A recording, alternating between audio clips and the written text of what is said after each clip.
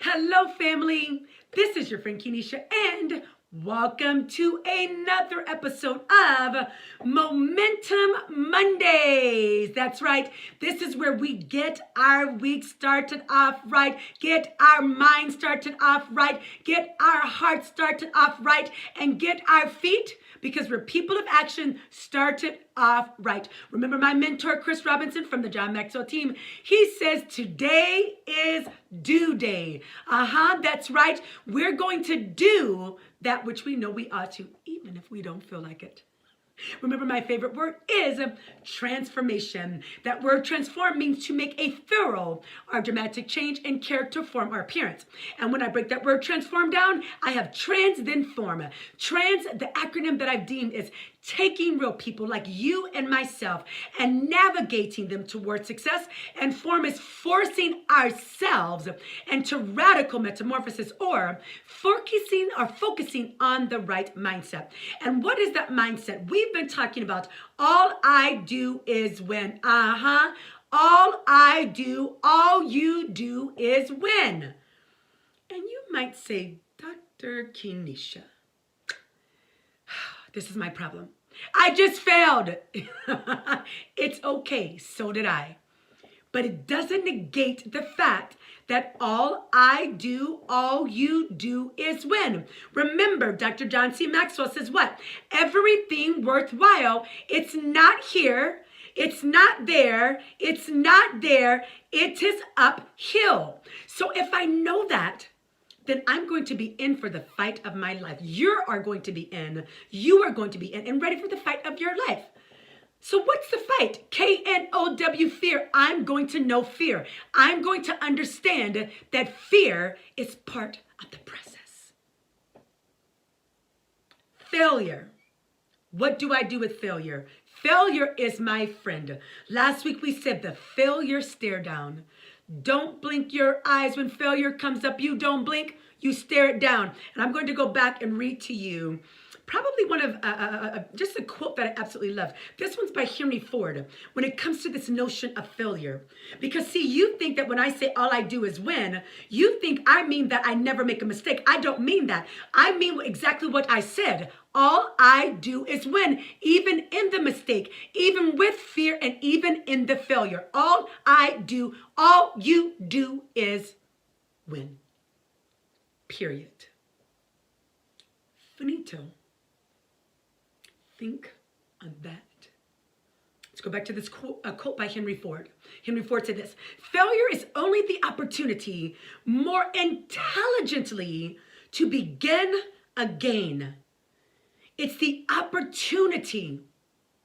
I want to lean in on that. I want you to hear that. Failure is an opportunity to more intelligently begin again.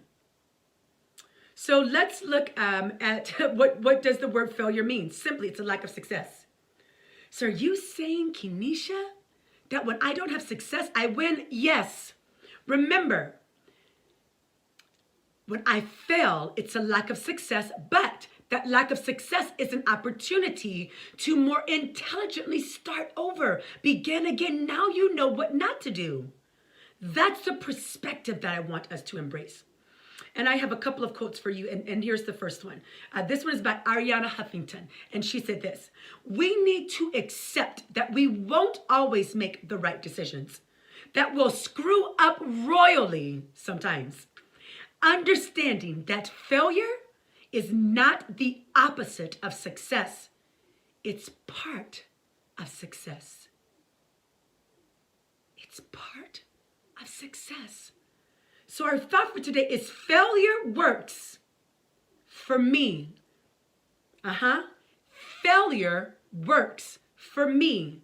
Why? Because Ariana says failure is not the opposite of success. It's a part of it. That sounds to me like what Papa John says, John Maxwell. Everything worthwhile, it's uphill. So that means I have to put my road boots on to go to the road march, which they do in the military, which is indicative that it's going to be a struggle, it's going to be a fight, but we do it anyway.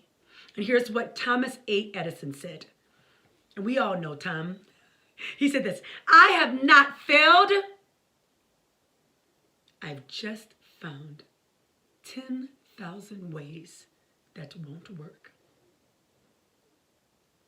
If he failed that many times, and then he has the nerve, the audacity to say he hasn't failed, but that he's found 10,000 ways that did not work, that sounds to me like all I do is win. That sounds to me like failure works for me. That's what Thomas Edison said. And we know he's left his legacy, of which we all take part in. Now I want us to go to, look really quickly in our book. This is Chase the Lion by Mark Batterson. And this is coming from page 125. Let's see as we embrace it. It says, the cure for fear of failure isn't success. The cure for the fear of failure is failure in small enough doses that we build up an immunity to it. So I don't get cured from failure? You mean I've got to learn how to fail in order to learn how to fail, in order to fail, in order to get to success and significance? Yep. Mark also goes on to say, God is in the business of helping us overcome our fears, but he often does it by bringing us face to face with our worst fears. He graciously brings us back to the place of failure. And then he not only helps us pick up the broken pieces, but he also puts them back together again. And here's this other portion that I love. Remember, I employ failure. Failure is employed by me. When a lion's roar registers in the auditory cortex, the brain sends an immediate message to the body. Run away as fast as you can.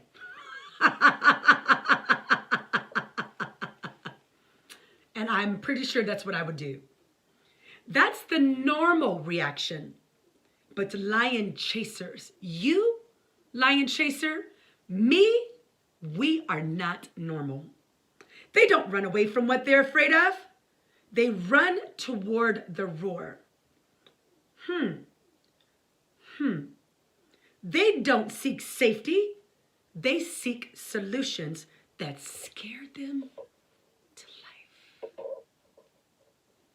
Lion chaser, you are not built to run from fear. You are not built to run from failure. You are built to run after it. Failure works for me. Smash that in the chat box. Smash that in the comments. Failure works for me. Are you a lion chaser? Are you going to go after it? And then it says, they don't seek safety. They seek situations that scare them to life. Lion chasers are more afraid of missing opportunities than making mistakes. Are you more afraid of mistakes? Or are you going to stand up boldly and say, failure works for me? That's what lion chasers do. So let's look here. And it talks about Albert Einstein. And when I looked at this, it really, really touched me. Because it talked about how Albert Einstein, we all know who he is.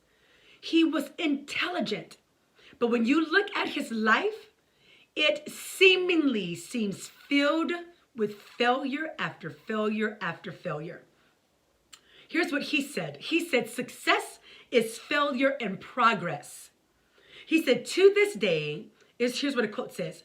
Albert Einstein's research has influenced almost all aspects of life, including culture, religion, art, and even late night TV. So let's see what this genius, let's walk through his life. At 2 years old, he slowly learned to talk. Slowly, at 2. Not 6 months, not 8 months, not 1, at 2. He slowly began to talk. At 5 years, he was a sickly child. But that's when he saw his first compass. At 8, his teacher said to Albert that he would never, ever, ever succeed. To me, that sounds like failure. At 15, boy, he does good in math. But it says he struggles and chemistry. He struggles in chemistry at 15, and then he drops out of school because he does not feel welcomed. This is Albert Einstein we're talking about. 16 years old. He drops his German citizenship. So now he's not even a citizen of his own country. He becomes what they call stateless. Then he fails his college entrance exams. Albert Einstein, a genius, fails the entrance exams to get into college. It says he roams Italy as a wanderer, but he does his first experiment at 16. At 20, he is labeled lazy by his math professor, Albert Einstein. At 21, he graduates from college, but at the bottom of his class. He was the only one in his class, listen to this, with no job offer. Albert Einstein. At 23, at 22, he fails the military exam. He could not even go to the military because he failed that exam. At 23, his daughter was born, but he never went to see her. 24, he finishes his clerk job 2 hours a day. So it shows that he was smart. And then it gave him time to work on his science experiments. At 26, he discovers special relativity. He discovers that light is a particle and a wave. But at 29, he gives up on becoming a professor. He looks for a job as a high school teacher. At 30, he went back for it and he did become that professor. At 32, he had another discovery. At 40, he divorces, and check this out, to marry his cousin. But at the same time, he had some of his theories confirmed. At 43, he wins the Nobel Peace Prize. At 44, he has an affair on the cousin that he married. But then he starts work on another theory. At 60, he warns the president about an atomic bomb. At 74, listen to this, he was offered to become the president of Israel, but he rejects that. And then he dies shortly thereafter. But throughout his life, you see the ups and the downs, the rejections, the givings up, the failures. But it was his friend. Hey, this is your friend Kenesha. I believe in you. And my final thought is, will you allow failure to work for you? I love you. Have a great day.